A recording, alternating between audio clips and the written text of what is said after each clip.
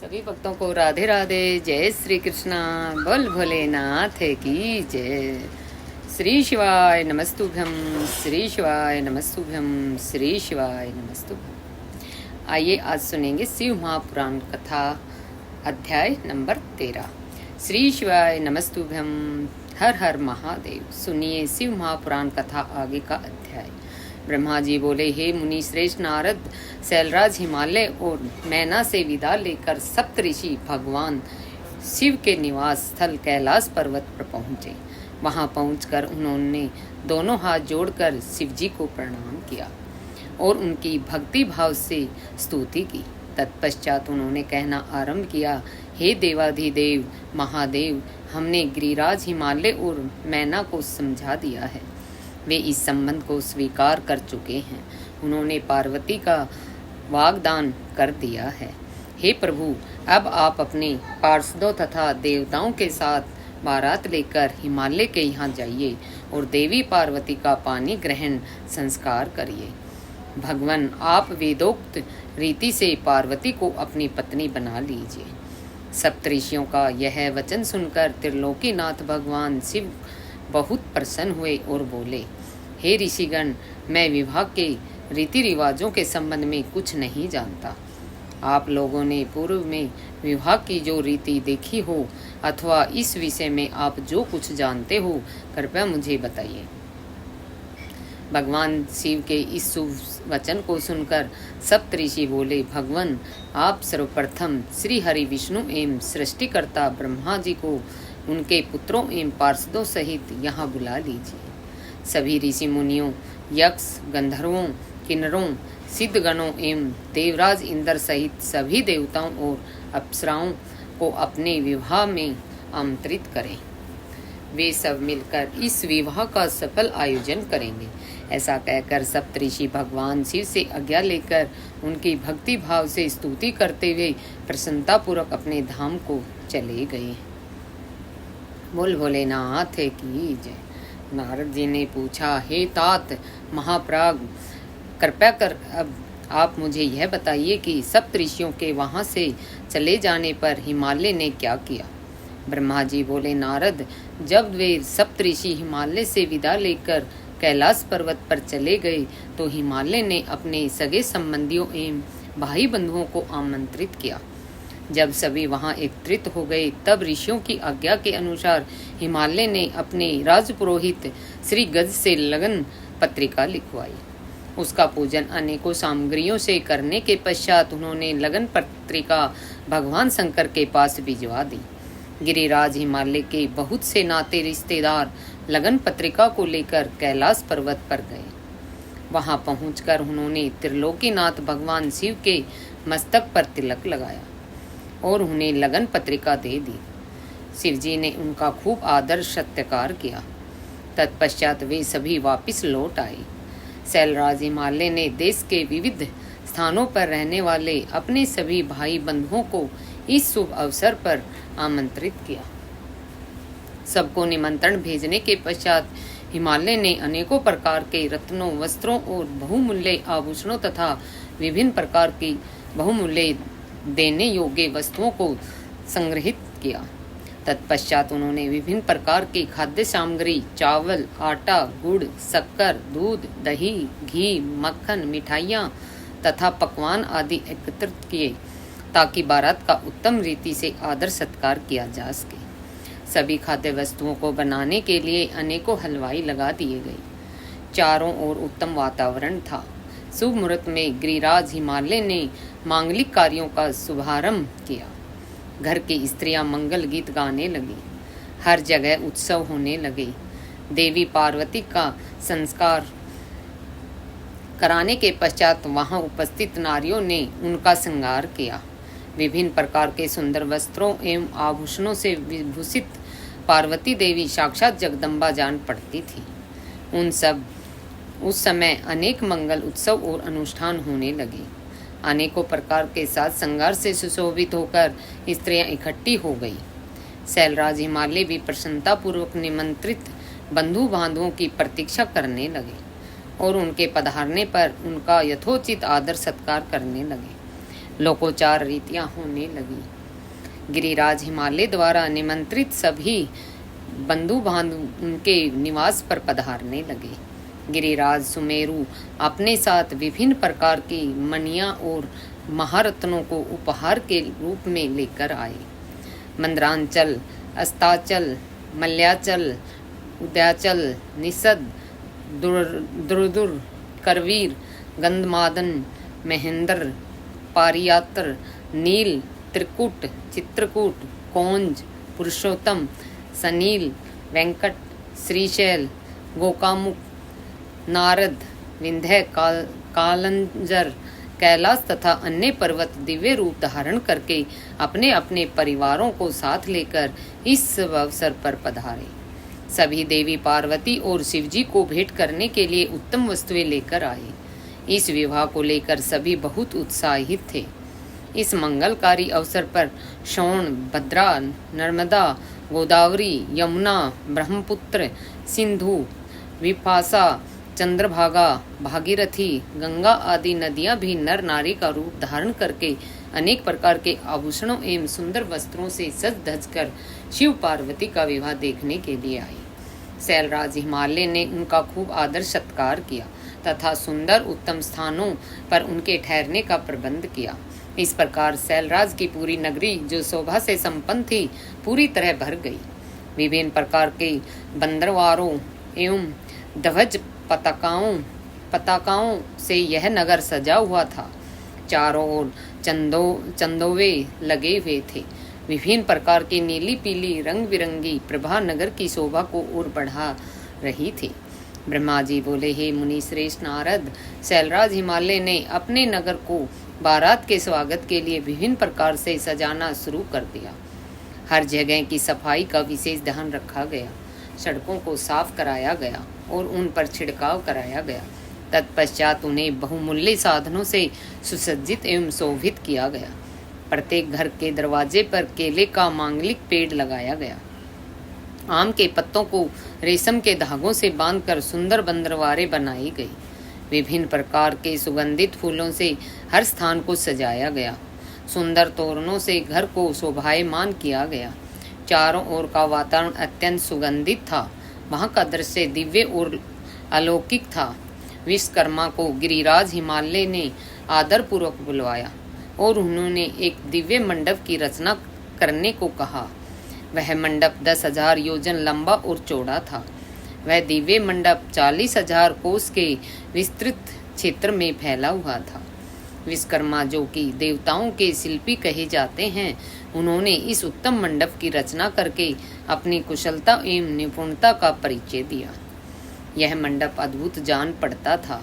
उस मंडप में अनेकों प्रकार के स्थावर, जंगम, पुष्प तथा स्त्री पुरुषों की मूर्तियां बनाई गई थी, जो कि इतनी सुंदर थी कि यह निश्चय कर पाना कठिन था कि कौन ज्यादा सुंदर एवं मनोरम है। वहां जल में थल तथा थल में जल दिखाई पड़ रहा था। कोई भी मनुष्य इस कलाकृति को देखकर यह नहीं जान पा रहा था कि यहाँ जल है या थल है। विभिन्न प्रकार के जानवरों की कलाकृतियां जीवंत बनाई गई थी। अपनी सुंदरता से जड़ हृदयों को मोहित करके सारस वहीं सरोवर में पानी पीते दिखाई देते थे, तो कहीं जंगलों में सिंह ऐसे लग रहे थे मानो अभी दहाड़ना शुरू कर देंगे।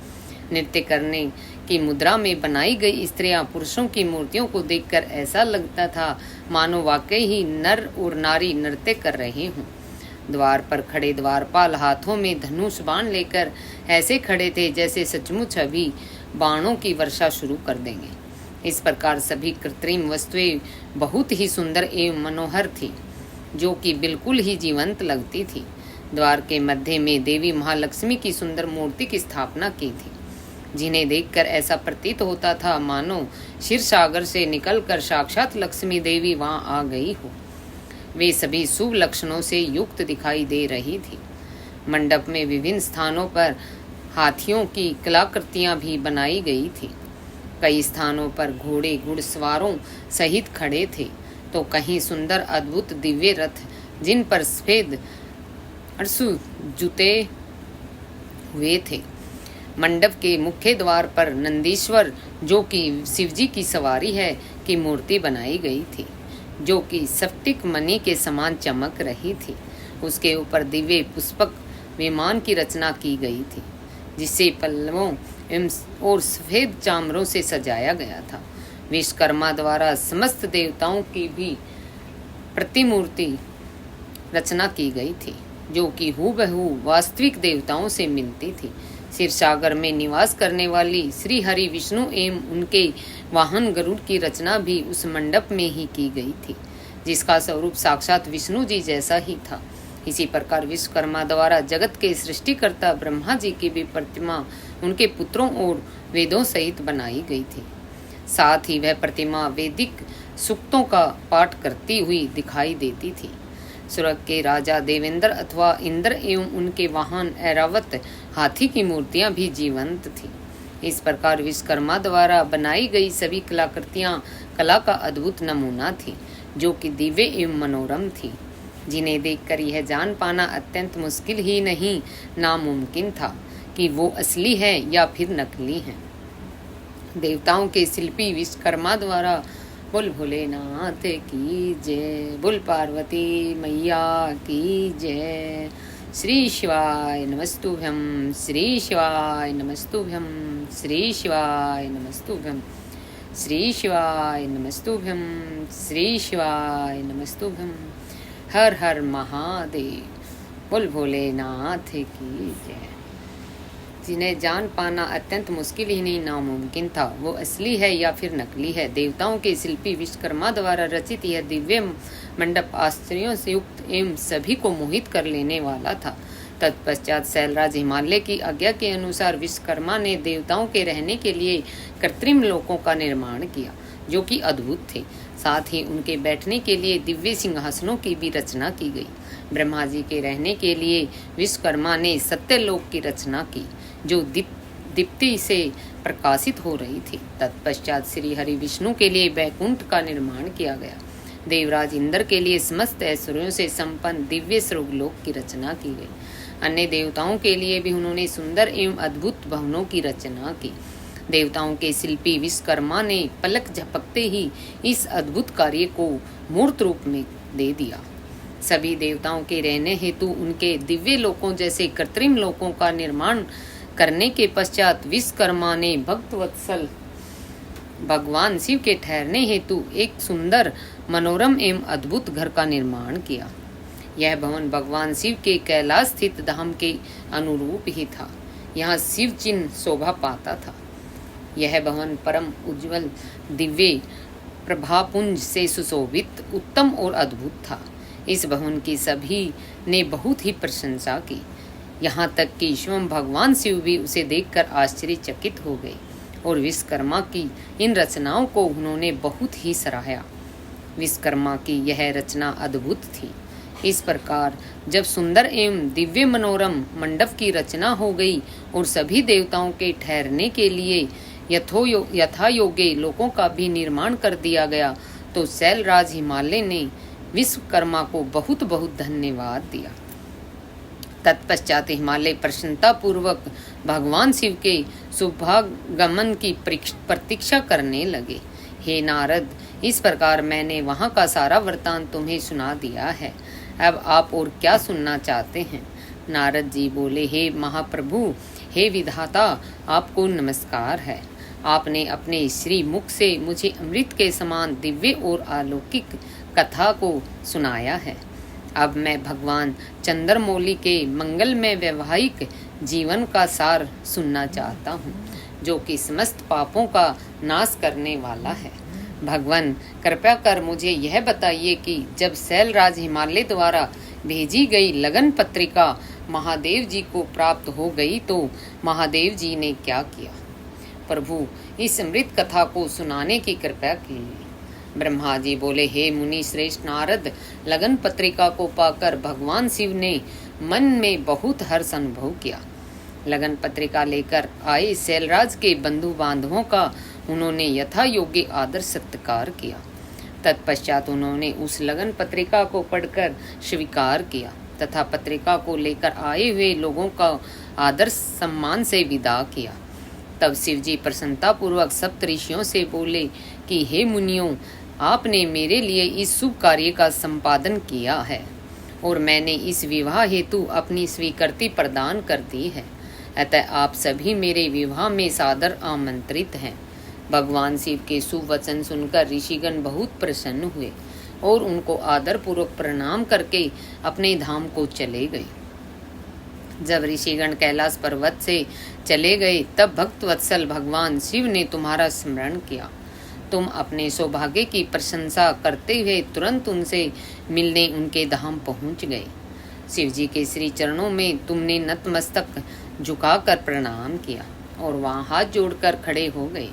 भगवान शिव बोले, हे नारद, तुम्हारे दिए गए उपदेश से प्रभावित होकर ही देवी पार्वती ने घोर तपस्या की और उससे प्रसन्न होकर मैंने उन्हें अपनी पत्नी बनाने का वरदान दे दिया है। पार्वती की भक्ति ने मुझे वश में कर लिया है। अब मैं उनके साथ विवाह करूंगा। सप्तऋषियों ने शैलराज हिमालय को संतुष्ट कर इस विवाह की स्वीकृति प्राप्त कर ली है और हिमालय की ओर से लगन पत्रिका भी आ चुकी है। आज से 7वें दिन मेरे विवाह का दिन सुनिश्चित हुआ है। इस अवसर पर महान उत्सव होगा। अतः तुम श्री हरि ब्रह्मा सब देवताओं, मुनियों और सिद्धों को मेरी ओर से निमंत्रण भेजो और उनसे कहो कि वे लोग उत्साह और प्रसन्नता पूर्वक सज धज कर अपने परिवार के साथ सादर मेरे विवाह में पधारें। नारद भगवान शिव की आज्ञा पाकर आपने हर जगह जाकर आदर पूर्वक सबको इस विवाह में पधारने का निमंत्रण दे दिया। तत्पश्चात भगवान शिव के पास आकर उन्हें सारी जानकारी दे दी। तब भगवान शिव भी आदर पूर्वक सब देवताओं को पधारने की प्रतीक्षा करने लगे। भगवान शिव के सभी गण संपूर्ण दिशाओं में नाचने लगे। सभी और उत्सव होने लगा। निमंत्रण पाकर अति प्रसन्नता से सज धज कर भगवान श्री हरि, विष्णु, श्री लक्ष्मी और अपने दल बल को साथ लेकर कैलाश पर्वत पर जा पहुँचे। वहां पधार कर उन्होंने भक्ति भाव से भगवान शिव को प्रणाम किया और प्रभु की आज्ञा लेकर अपना स्थान ग्रहण किया। तत्पश्चात मैं भी सपत्नी अपने पुत्रों सहित भगवान शिव के विवाह में सम्मिलित होने के लिए पहुंचा। भगवान शिव को प्रणाम करके मैंने भी वहां आसन ग्रहण कर लिया। इसी प्रकार सब देवता, देवराज, इंद्र, बोल भोलेनाथ की जय, बोल पार्वती मैया की जय।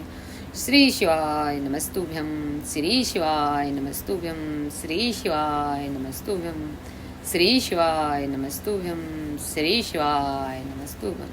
हर हर महादेव। बोल भोलेनाथ की जय, बोल पार्वती मैया की जय। श्री शिवाय नमस्तुभ्यं, श्री शिवाय नमस्तुभ्यं, श्री शिवाय नमस्तुभ्यं, श्री शिवाय नमस्तुभ्यं।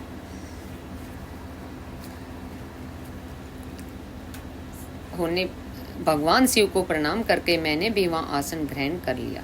इसी प्रकार सब देवता, देवराज, इंद्र आदि भी अपने अपने गणों एवं परिवार के साथ सुंदर वस्त्रों और बहुमूल्य आभूषणों से शोभायमान होकर वहां पहुंच गए। सिद्ध, चारण, गंधर्व, ऋषि, मुनि सब सहर्ष विवाह में सम्मिलित होने के लिए कैलाश पर पहुंच गए। अप्सराएं नृत्य करने लगी और देव नारियां गीत गाने लगी। त्रिलोकीनाथ भगवान शिव ने स्वयं आगे बढ़कर सभी अतिथियों का सहर्ष आदर सत्कार किया। उस समय कैलाश पर्वत पर बहुत अनोखा और महान उत्सव होने लगा। सभी देवगण हर कार्य को कुशलता के साथ संपन्न कर रहे थे, मानो उनका अपना ही कार्य हो। प्रसन्नता पूर्वक सातों मातृकाएं शिवजी को आभूषण पहनाने लगे। लोकोचार रीतियों करके भगवान शिव की आज्ञा से श्री विष्णु आदि सभी देवता वर यात्रा अर्थात बारात ले जाने की तैयारी करने लगे। सातों माताओं ने भगवान शिव का श्रृंगार किया। उनके मस्तक पर तीसरा नेत्र मुकुट बन गया। चंद्रकला का तिलक लगाया गया। उनके गले में पड़े दोनों सापों को उन्होंने और ऊंचा कर लिया और वे इस प्रकार प्रतीत होने लगे मानो सुंदर कुंडल हों। इसी प्रकार सभी अंगों पर सांप लिपट गए जो आभूषण की सी शोभा देने लगे। सारे अंगों पर चिता की भस्म रमा दी गई, वह चंदन के समान चमक उठी। वस्त्र के स्थान पर सिंह तथा हाथी की खाल को उन्होंने ओढ़ लिया। इस प्रकार श्रृंगार से सुशोभित होकर भगवान शिव दुल्हा बनकर तैयार हो गए। उनके मुखमंडल पर जो आभा सुशोभित हो रही थी उसका वर्णन करना कठिन है। वे साक्षात ईश्वर हैं। तत्पश्चात समस्त देवता, यज्ञ, दानव, नाग, पक्षी, अप्सरा और महर्षिगण मिलकर भगवान शिव के पास गए और प्रसन्नता पूर्वक बोले, हे महादेव महेश्वर जी, अब आप देवी पार्वती को ब्याह लेने के लिए हम लोगों के साथ चलिए और हम पर कृपा कीजिए। तत्पश्चात क्षीर सागर के स्वामी श्री हरि विष्णु भगवान शिव को आदर पूर्वक नमस्कार कर बोले, हे देवाधिदेव महादेव भक्तवत्सल, आप सदैव ही अपने भक्तों के कार्यों को सिद्ध करते हैं। हे प्रभु, आप गिरिजानंदिनी देवी पार्वती के साथ वेदोक्त रीति से विवाह करिए। आपके द्वारा उपयोग में लाई जाने वाली विवाह रीति ही जगत में विवाह रीति के रूप में विख्यात होगी। भगवान, आप कुल धर्म के अनुसार मंडप की स्थापना करके इस लोक में अपने यश का विस्तार कीजिए। भगवान विष्णु के ऐसा कहने पर महादेव जी ने विधि पूर्वक सब कार्य करने के लिए मुझ ब्रह्मा से कहा। तब मैंने श्रेष्ठ मुनियों कश्यप, अत्रि, वशिष्ठ, गौतम, भागुरी, गुरु, कण्व, बृहस्पति, शक्ति, जमदग्नि, प्रासर, मार्कंडेय, अगस्त्य, चैवन, गर्ग, शिलापाक, अरुणपाल, अकृत्रम, शिलाद, दधीचि, उपमन्यु, भारद्वाज, अकृतवर्ण, पिप्पलाद, कुशिक, कोत्स तथा शिष्यों सहित व्यास आदि उपस्थित ऋषियों को बुलाकर भगवान शिव की प्रेरणा से विधि पूर्वक अभियोदित कर्म कराए। सबने मिलकर भगवान शंकर की रक्षा विधान करके ऋग्वेद, यजुर्वेद तथा स्वस्ति वाचन किया। फिर सभी ऋषियों ने सहर्ष मंगल कार्य संपन्न कराए। तत्पश्चात ग्रहों एवं विघ्नों की शांति हेतु पूजन कराया। इन सब वैदिक और अलौकिक कर्मों को विधि पूर्वक संपन्न हुआ देखकर भगवान शिव बहुत प्रसन्न हुए। तब भगवान शिव हर्षपूर्वक देवताओं और ब्राह्मणों को साथ लेकर अपने निवास स्थान कैलाश पर्वत से बाहर आए। उस समय शिवजी ने सब देवताओं और ब्राह्मणों को आदर पूर्वक हाथ जोड़कर नमस्कार किया। चारों ओर गाजे बाजे बजने लगे। सभी मंत्र मुग्ध होकर नृत्य करने लगे। वहाँ बहुत बड़ा उत्सव होने लगा। ब्रह्मा जी बोले, हे मुनि श्रेष्ठ नारद, भगवान शिव ने कुछ गणों को वहीं रुकने का आदेश देते हुए नंदीश्वर सहित सभी गणों को हिमालयपुरी चलने की आज्ञा दी। उसी समय गणों के स्वामी शंकरण करोड़ों गण साथ लेकर चल दिए।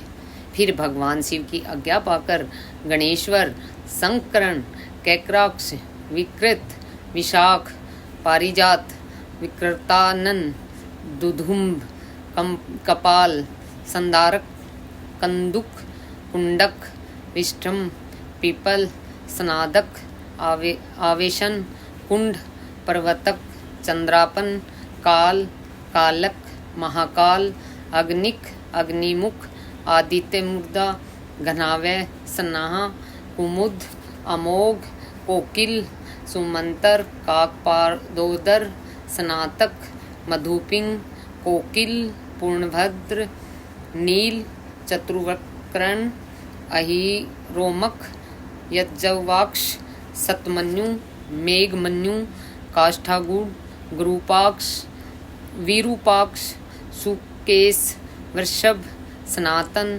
तालकेतु, सन्मुख, चैत्रश्वम प्रभु, लकुलीस, लोकांतक, दीपात्मा, दैन्यातंक, भृंगिरिटी, देव देवप्रिय, अस्नि, भानुक, प्रमथ तथा वीरभद्र अपने असंख्य गणों को लेकर चल पड़े।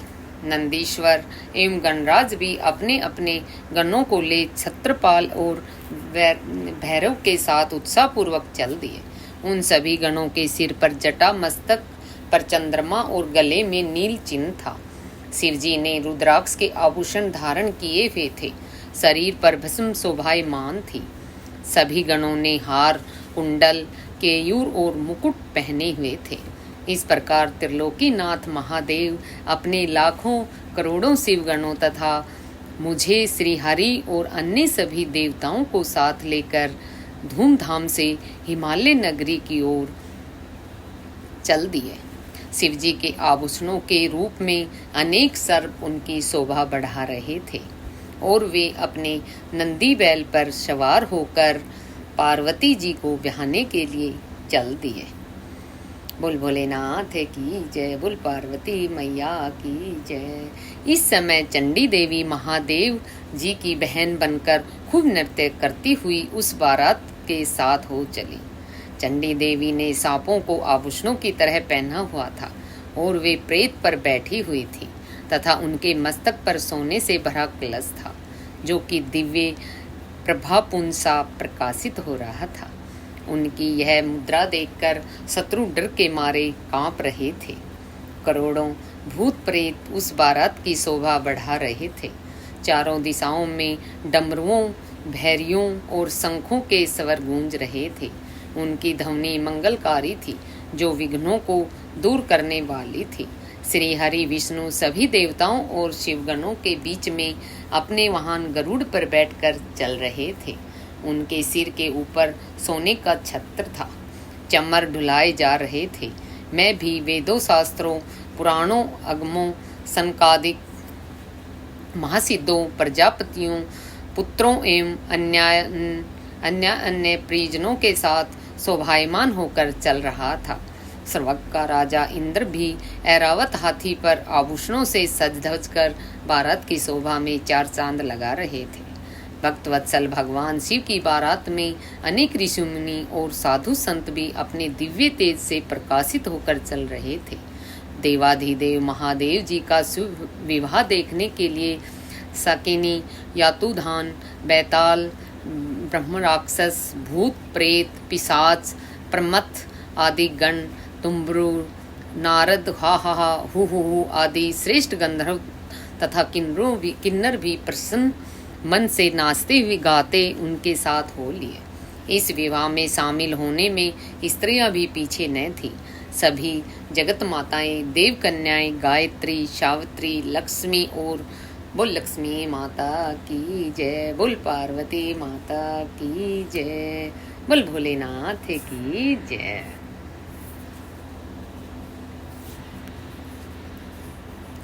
श्री शिवाय नमस्तुभ्यं, श्री शिवाय नमस्तुभ्यं, श्री शिवाय नमस्तुभ्यं, श्री शिवाय नमस्तुभ्यं।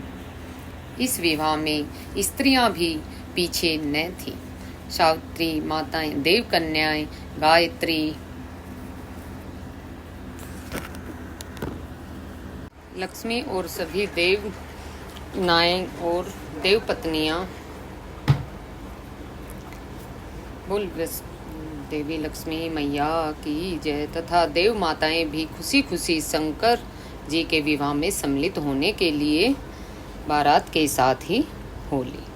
वेद शास्त्र, सिद्ध और महर्षि जिसे धर्म का स्वरूप मानते हैं, जो स्फटिक के समान श्वेत व उज्ज्वल है, वह सुंदर बैल नंदी भगवान शिव का वाहन है। शिवजी नंदी पर आरूढ़ होकर उसकी शोभा बढ़ाते हैं। भगवान शिव की यह छवि बड़ी मनोहारी थी। वे सज धज कर समस्त देवताओं, ऋषि मुनियों, शिवगणों, भूत प्रेतों, माताओं के सानिध्य में अपनी विशाल बारात के साथ अपनी प्राण वल्लभा देवी पार्वती का पानी ग्रहण करने के लिए आनंद होकर अपने सरसूर गिरिराज हिमालय की नगरी की ओर पग बढ़ा रहे थे। वे सब मदमस्त होकर नाचते गाते हुए हिमालय के भवन की तरफ बढ़े जा रहे थे। हिमालय की तरफ बढ़ते समय उनके ऊपर आकाश से पुष्पों की वर्षा हो रही थी। बारात का वह दृश्य बहुत ही मनोहारी लग रहा था। चारों दिशाओं में सहनाइयाँ बज रही थी और मंगल गान गूंज रहे थे उस बारात का अनुपम दृश्य सभी पापों का नाश करने वाला तथा सच्ची आत्मिक शांति प्रदान करने वाला था। हे मुनि श्रेष्ठ नारद, तुम भी भगवान शिव की बारात में सहर्ष शामिल हुए थे। भगवान शिव ने श्री हरि विष्णु से सलाह करके सबसे पहले तुमको हिमालय के पास भेजा। वहां पहुंचकर तुमने विश्वकर्मा के बनाए दिव्य और अनोखे मंडप को देखा तो बहुत आश्चर्यचकित रह गई। विश्वकर्मा द्वारा बनाई गई विष्णु, ब्रह्मा, समस्त देवताओं की मूर्तियों को देखकर यह कह पाना कठिन था कि ये असली है या नकली है। वहाँ रत्नों से जड़े हुए लाखों कलश रखे थे। बड़े बड़े केलों के खंभों से मंडप सजा हुआ था। तुम्हें वहाँ आया देखकर शैलराज हिमालय ने तुमसे पूछा कि देव ऋषि क्या भगवान शिव बारात के साथ आ गए हैं। तब तुम्हें साथ लेकर हिमालय के पुत्र मैनाक आदि तुम्हारे साथ बारात की आवागमनी के लिए आए। तब मैंने और विष्णु जी ने भी तुमसे वहाँ के समाचार के बारे में पूछा। हमने तुमसे यह भी पूछा कि शैलराज हिमालय अपनी पुत्री पार्वती का विवाह भगवान शिव से करने के इच्छुक हैं या नहीं। कहीं उन्होंने अपना इरादा बदल तो नहीं दिया है। यह प्रश्न सुनकर आप मुझे विष्णु और देवराज इंद्र को एकांत स्थान पर ले गए और वहां जाकर तुमने वहां के बारे में बताना शुरू किया। तुमने कहा कि हे देवताओं, शैलराज हिमालय ने शिल्पी विश्वकर्मा से एक ऐसे मंडप की रचना करवाई है जिसमें आप सब देवताओं के जीते जागते चित्र लगे हुए हैं। उन्हें देखकर मैं तो अपनी शुद्ध बुद्धि ही खो बैठा था। इसे देखकर मुझे करना चाहते हैं। यह सुनकर देवराज इंद्र भय के मारे कांपने लगे और बोले, हे लक्ष्मीपति विष्णु जी, मैंने त्वष्टा के पुत्र को मार दिया था। कहीं उसी का बदला लेने के लिए मुझे पर विपत्ति न आ जाए। मुझे संदेह हो रहा है कि कहीं मैं वहां जाकर मारा न जाऊं। तब इंद्र के वचन सुनकर श्री हरि विष्णु बोले कि इंद्र, मुझे भी यही लगता है कि वह मूर्ख हिमालय हमसे बदला लेना चाहता है, क्योंकि मेरी आज्ञा से ही तुमने पर्वतों के पंखों को काट दिया था। शायद यह बात आज तक उन्हें याद है और वे हम सब पर विजय पाना चाहते हैं, परंतु हमें डरना नहीं चाहिए। हमारे साथ तो स्वयं महादेव जी हैं। भला फिर हमें कैसा भय। हमें इस प्रकार गुपचुप बातें करते देख भगवान शिव ने लौकिक गति से हमसे बात की और पूछा, हे देवताओं, क्या बात है, मुझे स्पष्ट बता दो। शैलराज हिमालय मुझसे अपनी पुत्री पार्वती का विवाह करना चाहते हैं या नहीं। इस प्रकार यहाँ व्यर्थ बातें करते रहने से भला क्या लाभ है। भगवान शिव के इन प्रश्नों को सुनकर नारद, तुम बोलो। हे देवाधिदेव शिव जी, गिरिजा नंदिनी पार्वती से आपका विवाह तो निश्चित है, उसमें भला कोई विघ्न बाधा कैसे आ सकती है। तभी तो शैलराज हिमालय ने अपने पुत्रों मैनाक आदि को मेरे साथ बारात की आगवानी के लिए यहाँ भेजा है। मेरी चिंता का कारण दूसरा है। प्रभु, आपने मुझे हिमालय के यहाँ बारात के आगमन की सूचना देने के लिए भेजा था। जब मैं वहाँ पहुँचा तो मैंने विश्वकर्मा द्वारा बनाए गए मंडप को देखा। शैलराज हिमालय ने देवताओं को मोहित करने के लिए एक अद्भुत और दिव्य मंडप की रचना कराई है। आपको यह जानकर आश्चर्य होगा कि वे सब इतने जीवंत हैं कि कोई भी उन्हें देखकर मोहित हुए बगैर नहीं रह सकता। उन चित्रों को देखकर ऐसा महसूस होता है कि वे अभी बोल पड़ेंगे।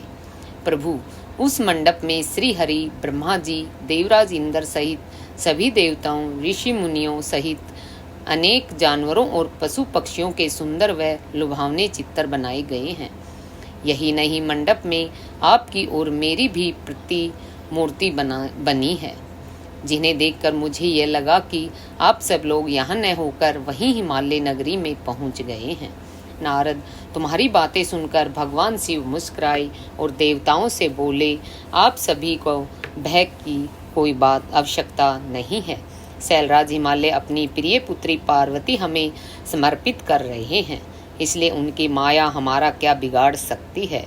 आप अपने भय को त्याग कर हिमालय नगरी की ओर प्रस्थान कीजिए। भगवान शिव की आज्ञा पाकर सभी बाराती भय मुक्त होकर उत्साह और प्रसन्नता के साथ पुनः नाचते गाते शिव बारात में चल दिए। सैलराज हिमालय के पुत्र मैनाक आगे आगे चल रहे थे और बाकी सभी उनका अनुसरण कर उनके पीछे पीछे चल रहे थे। इस प्रकार बारात हिमालयपुरी जा पहुंची। ब्रह्मा जी बोले, भगवान शिव अपनी विशाल बारात के साथ हिमालय पुत्रों के पीछे चलकर हिमालय नगरी पहुंच गए। जब गिरिराज हिमालय ने उनके आगमन का समाचार सुना तो वे प्रसन्नता पूर्वक भक्ति से ओतप्रोत होकर भगवान शिव के दर्शनों के लिए स्वयं आए। हिमालय का हृदय प्रेम की अधिकता के कारण गर्वित हो उठा था और वे अपने भाग्य को सराह रहे थे। हिमालय अपने साथी पर्वतों को साथ लेकर बारात की आगावानी के लिए पहुंचे। भगवान शंकर की बारात देखकर सैलराज हिमालय आश्चर्यचकित रह गए। तत्पश्चात देवता और पर्वत प्रसन्नता पूर्वक इस प्रकार एक दूसरे के गले लगे मानो पूर्व और पश्चिम के समुद्रों का मिलन हो रहा हो।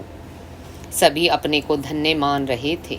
इसके बाद सैलराज महादेव जी के पास पहुंचे और दोनों हाथ जोड़कर उनको प्रणाम करके स्तुति करने लगे। सभी पर्वतों और ब्राह्मणों ने भी शिवजी की वंदना की। शिवजी अपने वाहन बैल पर बैठे थे। भगवान शिव आभूषणों से विभूषित थे तथा दिव्य प्रकाश से आलोकित थे। उनके लावण्य से सारी दिशाएं प्रकाशित हो रही थी। भगवान शिव के मस्तक पर रत्नों से जड़ा हुआ मुकुट शोभा पा रहा था। उनके गले और अन्य अंगों पर लिपटे सर्प उनके स्वरूप को अद्भुत और शोभनीय बना रहे थे। उनकी अंग कांति दिव्य और अलौकिक थी। अनेक शिवगण हाथ में चंवर लेकर उनकी सेवा कर रहे थे। उनके बाएं भाग में भगवान श्री हरि विष्णु और दाएं भाग में स्वयं मैं था। समस्त देवता भगवान शिव की स्तुति कर रहे थे। नारद, जैसा तुम जानते ही हो, भगवान शिव ब्रह्मा परमात्मा है। वे ही सबके ईश्वर हैं। वे इस जगत का कल्याण करते हैं और अपने भक्तों की सभी इच्छाओं को पूरा कर उन्हें मनवांछित फल प्रदान करते हैं। वे सदा ही अपने भक्तों के अधीन रहते हैं। वे सच्चिदानंद स्वरूप है और सर्वेश्वर है। उनके बाएं भाग में श्री हरि विष्णु गरुड़ पर बैठे थे और दाएं भाग में ब्रह्मा स्थित था। हम तीनों के स्वरूप का एक साथ दर्शन कर गिरिराज आनंद मगन हो गए। तत्पश्चात सैलराज ने शिवजी के पीछे तथा उसके आसपास खड़े सभी देवताओं के सामने अपना मस्तक झुकाया और सभी को बारंबार प्रणाम किया। फिर भगवान शिव की आज्ञा लेकर सैलराज हिमालय अपने निवास की ओर चल दिए। वहां जाकर उन्होंने सभी देवताओं, ऋषि मुनियों एवं अन्य बारातियों को ठहरने की उत्तम व्यवस्था की। हिमालय ने प्रसन्नता पूर्वक अपने पुत्रों को बुलाकर कहा कि तुम सभी भगवान शिव के पास जाकर उनसे प्रार्थना करो कि वे स्वयं अति शीघ्र यहाँ पधारे। मैं उन्हें अपने भाई बंधुओं से मिलवाना चाहता हूँ। तुम वहाँ जाकर कहो कि मैं उनकी यहाँ प्रतीक्षा कर रहा हूँ। अपने पिता गिरिराज हिमालय की आज्ञा पाकर उनके पुत्र उस ओर चल दिए जहाँ बारात के ठहरने की व्यवस्था की गई थी। वहाँ वे भगवान शिव के पास पहुँचे। प्रणाम कर कर उन्होंने अपने पिता द्वारा कही हुई सभी बातों से शिवजी को अवगत करा दिया। तब भगवान शंकर ने कहा कि तुम जाकर अपने पिता से कहो कि हम शीघ्र ही वहाँ पहुँच रहे हैं। शिवजी से आज्ञा लेकर हिमालय के पुत्र वापस चले गए। तत्पश्चात देवताओं ने तैयार होकर गिरिराज हिमालय के घर की ओर प्रस्थान किया। महादेव जी के साथ भगवान विष्णु और मैं ब्रह्मा शीघ्रतापूर्वक चलने लगे।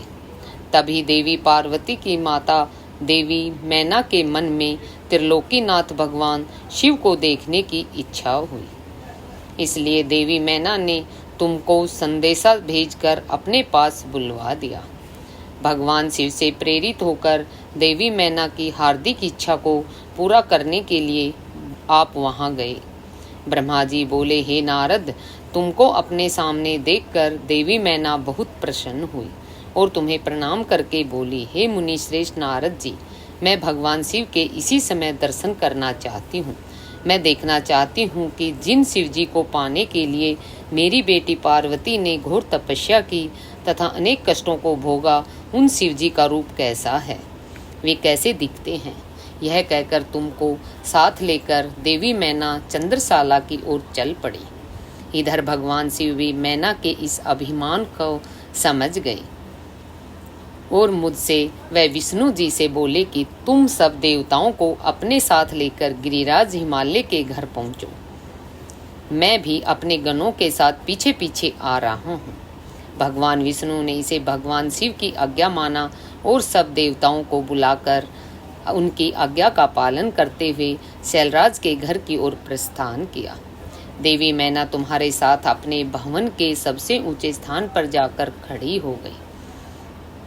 तब देवताओं की सजी सजाई सेना को देखकर मैना बहुत ही प्रसन्न हुई। बारात में सबसे आगे सुंदर वस्त्रों एवं आभूषणों से सजे हुए गंधर्वगण अपने वाहनों पर सवार होकर बाजे बजाते और नृत्य करते हुए आ रहे थे। इनके गण अपने हाथों में ध्वज की पताका लेकर उसे फहरा रहे थे। साथ में स्वर्ग की सुंदर अप्सराएं मुग्ध होकर नृत्य कर रही थी। उनके पीछे वसु आ रहे थे। फिर मणिग्रीवादी यक्ष, यमराज, निऋतित, वरुण, वायु, कुबेर, ईशान, देवराज इंद्र, चंद्रमा, सूर्य, भृगु आदि देव व मुनीश्वर एक से एक सुंदर और मनोहारी रूप के स्वामी थे और सर्वगुण संपन्न जान पड़ते थे। उन्हें देखकर नारद व तुमसे यही प्रश्न करती कि क्या ये ही शिव, तब तुम मुस्कुरा कर यह उत्तर देते कि नहीं, ये भगवान शिव के सेवक हैं। देवी मैना यह सुनकर हर्ष से विभोर हो जात कि जब उनके सेवक इतने सुंदर और वैभवशाली हैं तो वो स्वयं कितने रूपवान और ऐश्वर्य संपन्न होंगे। उधर दूसरी ओर भगवान शिव जो कि सर्वेश्वर है, उनसे भला जगत की कोई बात कैसे छिप सकती है।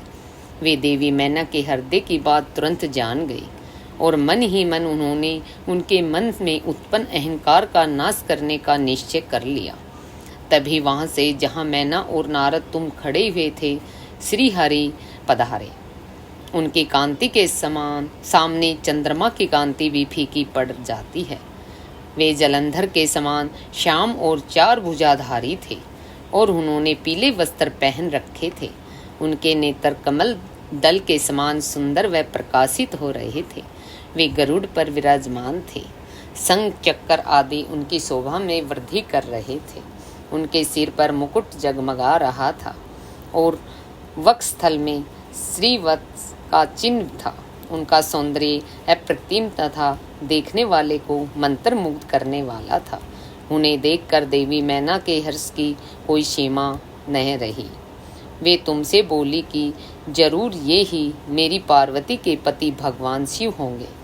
नारद जी देवी मैना के वचनों को सुनकर आप मुस्कुराए और उनसे बोले कि देवी, ये आपकी पुत्री पार्वती के होने वाले भगवान शिव नहीं बल्कि क्षीर सागर के स्वामी और जगत के पालक श्री हरि विष्णु हैं। ये भगवान शिव के प्रिय हैं और उनके कार्यों के अधिकारी भी हैं। हे देवी, गिरिजा के पति भगवान शिव तो संपूर्ण ब्रह्मांड के अधिकारी हैं। वे सर्वेश्वर हैं, वही परम ब्रह्म परमात्मा है। वे विष्णु जी से भी बढ़कर हैं। तुम्हारी ये बातें सुनकर मैना शिव जी के बारे में बहुत कुछ सोचने लगी कि मेरी पुत्री बहुत भाग्यशाली है, सौभाग्यवती है। बोल पार्वती मैया की जय। जिसे धन, वैभव और सर्वशक्ति संपन्न वर मिला है। यह सोचकर उनका हृदय हर्ष से प्रफुल्लित हो रहा था। वे शिवजी को दामाद के रूप में पाकर अपने कुल का भाग्योदय मान रही थी। वे कह रही थी कि पार्वती को जन्म देकर मैं धन्य हो गई। मेरे पति गिरिराज हिमालय भी धन्य हो गए। मैंने अनेक तेजस्वी देवताओं के दर्शन किए। इन सभी के द्वारा पूज्य और इन सब के अधिपति मेरी पुत्री पार्वती के पति हैं। फिर तो मेरा भाग्य सर्वथा सराहने योग्य है। इस प्रकार मैना अभिमान में आकर जब यह सब कह रही थी, उसी समय उसका अभिमान दूर करने के लिए अपने अद्भुत रूप वाले गणों को आगे करके शिवजी भी आगे बढ़ने लगे। भगवान शिव के सभी गण मैना के अहंकार और अभिमान का नाश करने वाले थे। भूत प्रेत पिशाच आदि अत्यंत कुरूप गणों की सेना सामने आ रही थी। उनमें से कई बवंडर का रूप धारण किए हुए थे। किसी की टेढ़ी सूंड थी, किसी के होठ लंबे थे, किसी के चेहरे पर सिर्फ दाढ़ी मूछें ही दिखाई देती थी, किसी के सिर पर बाल नहीं थे तो किसी के सिर पर बालों का घना जंगल था, किसी की आंखें नहीं थी, कोई अंधा था, कोई काना, किसी की तो नाक ही नहीं थी, कोई हाथों में बड़े बड़े भारी भारी मुंदुर लिए थे तो कोई औंधा होकर चल रहा था, कोई वाहन पर उल्टा होकर बैठा हुआ था। उनमें कितने ही लंगड़े थे, किसी ने दंड और पास ले रखे थे। सभी शिवगण अत्यंत क्रूप और विकराल दिखाई देते थे। कोई सींग बजा रहा था, कोई डमरू तो कोई गोमुख को बजाता हुआ आगे बढ़ रहा था। उनमें किसी का सिर नहीं था तो किसी के धड़ का पता नहीं चल रहा था, तो किसी के अनेकों मुख थे, किसी के चेहरे पर अनगिनत आंखें थी तो किसी के अनेकों पैर थे, किसी के हाथ नहीं थे तो किसी के अनेकों कान थे तो किसी के अनेकों सिर थे। सभी शिवगणों ने अचंभित करने वाली वेशभूषा धारण की हुई थी। कोई आकार में बहुत बड़ा था तो कोई बहुत ही छोटा था। वे देखने में बहुत ही भयंकर लग रहे थे।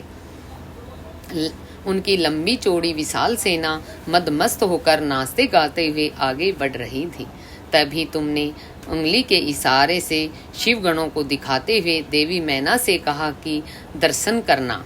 देवी, पहले आप भगवान शिव के गणों को देख ले। तत्पश्चात महादेव जी भूत प्रेतों की इतनी बड़ी सेना को देखकर देवी मैना भय से कांपने लगे।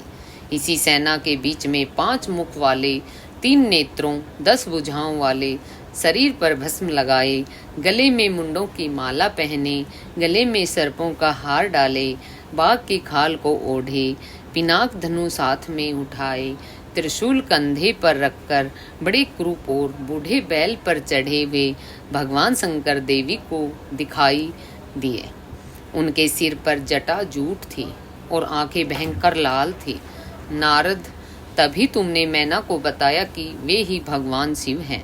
तुम्हारी यह बात सुनकर देवी मैना अत्यंत व्याकुल होकर तेज वायु में जकोरे लगने से टूटी लता के समान धरती पर धड़ाम से गिरकर मूर्छित हो गई। उनके मुख से सिर्फ यही शब्द निकले कि सबने मिलकर मुझे छल कपट से राजी किया है। मैं सबके आग्रह को मानकर बर्बाद हो गई। मैना के इस प्रकार बेहोश हो जाने पर उनकी अनेकों दासियां वहां भागती हुई आ गई। अनेकों प्रकार के उपाय करने के पश्चात धीरे से मैना होश में आई। आज के अध्याय में बस इतना ही। इससे आगे का वृत्तांत सुनिए अगले अध्याय में। बोल पार्वती मैया की जय, बोल भोलेनाथ की जय। श्री शिवाय नमस्तुभ्यं, श्री शिवाय नमस्तुभ्यं, श्री शिवाय नमस्तुभ्यं।